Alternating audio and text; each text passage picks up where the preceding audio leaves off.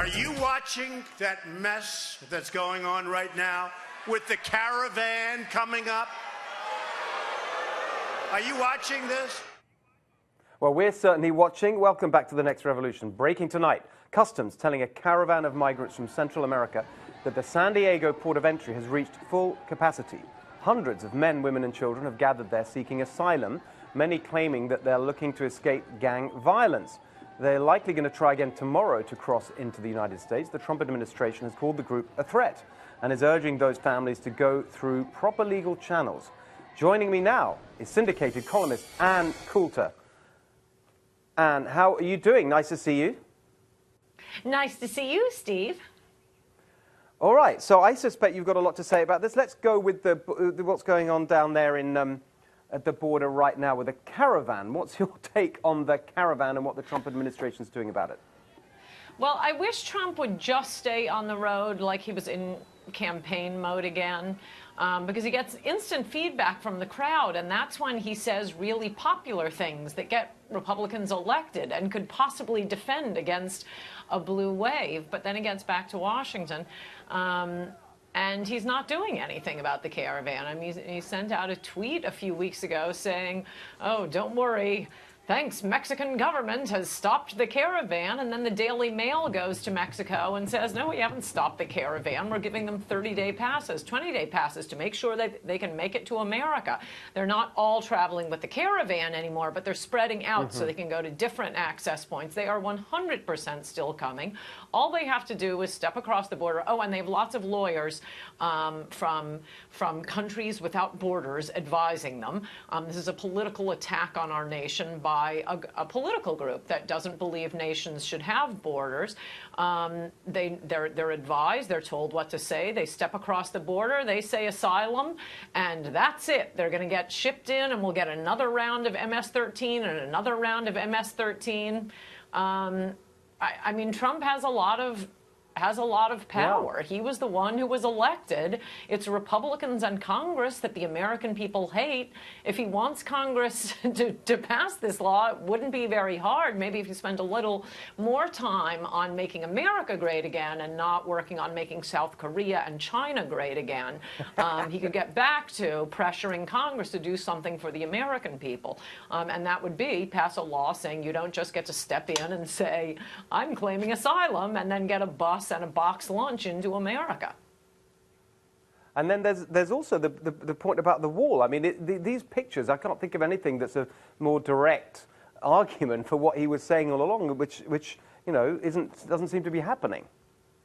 No, and I mean, there's a reason that became the chant. If you go back and look at his famous, Mexican rapist speech announcing his candidacy, he talks about a lot of things. He threw out tax cuts, Obamacare, the military, blah, blah, blah. It was from going out and giving these speeches and having, a 10,000-person focus group every day of the campaign that he saw which lines were the popular ones. Well, there's a reason that the American people, unlike the donors, wanted a wall. A wall is the only thing that will work. You don't check with the people whose jobs are going to be made obsolete to find out if they need a wall. No, we just need drones and more border police. No, we want a wall for a reason, to stop the heroin, to stop the caravans, and he has 100% power to build a wall. He's the commander-in-chief. His duty is, his number one duty is to protect the borders. It's not to resolve North and South Korea's, dispute. That's not our problem.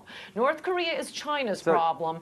The Syria is Europe and France's problem. Mexico is our problem. So, I mean, are European newspapers consumed with what's going to happen with Mexico and the caravan? Are Chinese and South Korean newspapers worried about illegal immigrants coming into America and draining our people dry? No, they aren't. Why are we worried about their problems? That was the whole point of Make America Great Again. You're very you are the true purist. I love it. So listen, you mentioned jobs earlier. You noticed something in the president's rally last night that was very interesting. Hasn't got picked up that much. Let's play it, and I'll get your reaction on the other side. And for the farmers, okay, it's going to get good. And we're going to let your guest workers come in, because we're going to have strong borders, but we have to have your workers come in. The unemployment picture is so good, it's so strong, that we have to let people come in. They're going to be guest workers. They're going to come in. They're going to work on your farms. We're going to have the H-2Bs come in. We're going to have a lot of things happening. But then they have to go out. Then they have to go out. So what's that about? Well, please first notice that it's dead silence through that entire blather until he gets to, and then they're going to have to go out. That's why I want him giving speeches nonstop so he can get this feedback. I don't know what this is about. You tell me, because the way I remember it, we did not elect Jeb Bush. I was completely sure we elected Donald Trump. Where he gets this nonsense, and the H-2B visas he's talking about are absolutely the worst you could possibly come up with. They aren't farm workers, and by the way, the farmers can build robots. I don't know if you've ever used an ATM, but maybe it's time for farmers to move into the 20th century. Leaving that aside, that's not what H-2B visas are. It's for working at places like Mar-a-Lago, working at in entertainment and resorts and restaurants and construction. The most important jobs, I would add, now that he and Kanye are bonding, the most important jobs for African Americans. I mean, he gave that beautiful speech in Milwaukee saying to African Americans, what have the Democrats given you? Give us a chance. This is how you would give African Americans and, all working class Americans a chance. They didn't ask for a tax cut. They asked for jobs. These are jobs. And he's standing up at a rally promising to bring in H-2B workers. That was the whole Disney thing. Remember, that was a big deal during the debate. It hurt Marco Rubio. Yes. And it's going to hurt Trump. Totally agree. I mean, I hear these speeches, and all I can see is a huge blue wave, a blue tsunami.